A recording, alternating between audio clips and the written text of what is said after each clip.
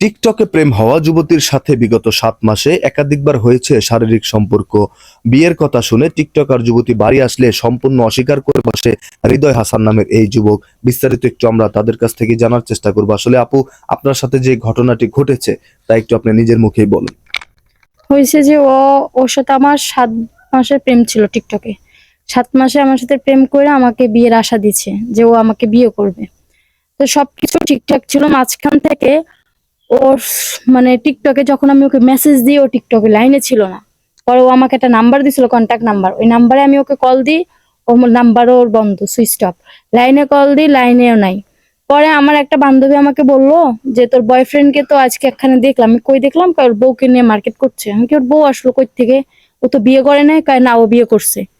তো আমি এক কথায় দুই কথা ওর একটা ঘনিষ্ঠ একটা ফ্রেন্ড ছিল, ওর কাছে জিজ্ঞেস করলাম, আচ্ছা ও আমার বয়ফ্রেন্ড কি বিয়ে করেছে? কয় হ্যাঁ, ও তো বিয়ে করছে, প্রায় 1 সপ্তাহের মতন হয়ে যাচ্ছে। তো আমার এই বিষয়টা আমার ভালো লাগলো না, কারণ তুই যেহেতু আমাকে বিয়েই করবি না, তাহলে আমাকে কেন তোর প্রেমের ফাঁদে ফাঁসাইলি? কেন আমার জীবনটা নষ্ট করলি? কি জন্য আমার আশাটা তুই ভাঙলি? কিন্তু আমরা যতটুকু জানতে পেরেছি, তিনি বিগত 7 মাসে আপনার সাথে একাধিকবার শারীরিক সম্পর্ক করেছে। হ্যাঁ, এটা ও করেছে। যাই হোক দর্শক, আপনারা দেখতেই পারলেন যে টিকটকে প্রেম করে কিন্তু এই হৃদয় হাসান নামের যুবক এক ধরনের প্রতারণাই করেছে এই মেয়ের সাথে। আমরা একটু সেই হৃদয় হাসানের কাছ থেকে জানার চেষ্টা করব, আসলে ভাই আপনি যে ঘটনাটি ঘটালেন এটা আসলে আপনার কাছে কতটুকু যুক্তিসঙ্গত মনে হয়? আরে ভাই কে আর যুক্তি মুক্তি ভাই, আপনারা তো হয় যা কইতাছে তাই বিশ্বাস করতেছেন। আমার চিনি না, আর লোক আমি সম্পর্ক করুম কেমনে, টিকটক করুম কেমনে ভাই? আমি তো মোবাইলে চালাই না হন আন্তাজি কথা কয়। হ্যাঁ, আপনার চিনি নাকি আমি? আমরা একটু এই আসলে হৃদয় হাসান কিন্তু সম্পূর্ণ অস্বীকার করছে বিষয়টি। আসলে কোন দিকের পানি কোন দিক গড়া এখনো ঠিক বলা যাচ্ছে না। দর্শক, আমরা একটু এই হৃদয় হাসানের বাবার সাথে কথা বলার চেষ্টা করবো। আসলে এই যে আপনার ছেলের নামে যে অভিযোগটি করছে এই টিকটকার যুবতী মেয়ে, আসলে এই ব্যাপারে আপনি কি বলতে চান, কতটুকু জানেন আপনি?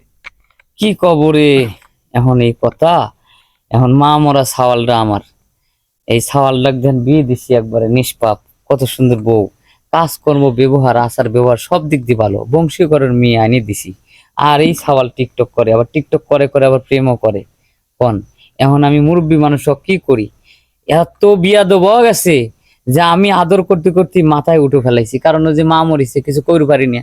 একটা জিনিস মনে রাখবেন, ওই যে ছাওয়াল পাল যখন ছোট থাকে মারে না, হয়েছে ছাওয়াল মরে যাবি, আর বড় হলি মারে না, মার খাওয়ার ভয়ে।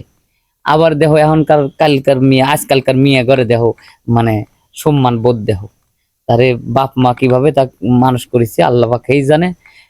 আন্ত কলি ফেরেই চাচা, উচিত কথা কলি কমনি চাচা লাইতের নামও।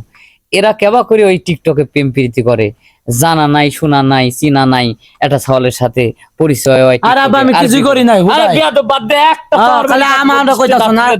এই মেয়েটা কি বোঝে না যে তার ঘরে বউ আছে, খোঁজ খবর নিয়ে প্রেমটা করবি? এখন তো পুরো ভাষা ফেলাইছে, আমার তো সমাজে আমার মান সম্মান প্রেমের আগে তো বউ ছিল না, যখন প্রেম করছি তখন তো বউ ছিল না। প্রেমের পর কেন বিয়ে করছি? আসলে দর্শক, বিষয়টা একটু তর্কে জর্জরিত হয়ে যাচ্ছে। আমরা ভাই একটু এগুলো যে ভুয়া, এখন বর্তমানে সিচুয়েশন কিন্তু এরকমই ভাই, জানেন আপনি? হুট করে একজনের বাড়িতে এক মায়ে উঠতে পারে। এগুলো যদি ভুয়া হয়ে থাকে তাহলে আমি আমার জায়গা মতন যাচ্ছি, যেখানে যাওয়া যা তো জায়গা মতো যা, তুই কই যাবি জায়গা? যখন দুইটা লাঠির বাড়ি আমি চিনি পড়বে তখন না। মনে পড়বে যেটা ভুয়া ছিল না সঠিক ছিল। সব যাই হোক প্রমাণ আমার দর্শক, কাছে আসলে আছে। বিষয়টা তর্কে জর্জরিত হয়ে যাচ্ছে। আমরা একটু এই হৃদয় হাসানের বউয়ের কাছ থেকে জানার চেষ্টা করব, আসলে এই যে আপনার স্বামী যে এই ঘটনাটি ঘটালো এই বিষয়ে আসলে আপনি কি বলতে চান?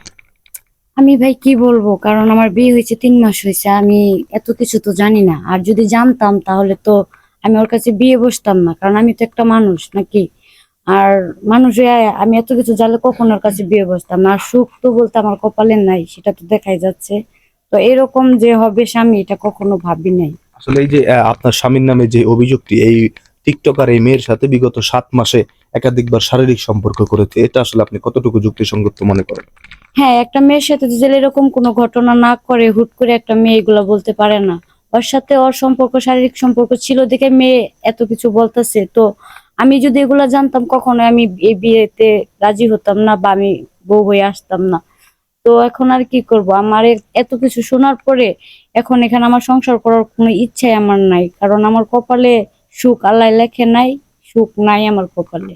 দর্শক, এখন আপনারা ওর দেখতেই লেগে পারলেন। আমার এখন দুই তরফ থেকে এখন হাতে দড়ি পড়বি। এই শেষ বয়সে এসে এখন মনে করেন জেলখানায় পালাবি। এখন এই মেয়েটা যেভাবে গড়ে উঠিছে, যদি ও বিয়ে না করে তাহলে ও মামলা করবি।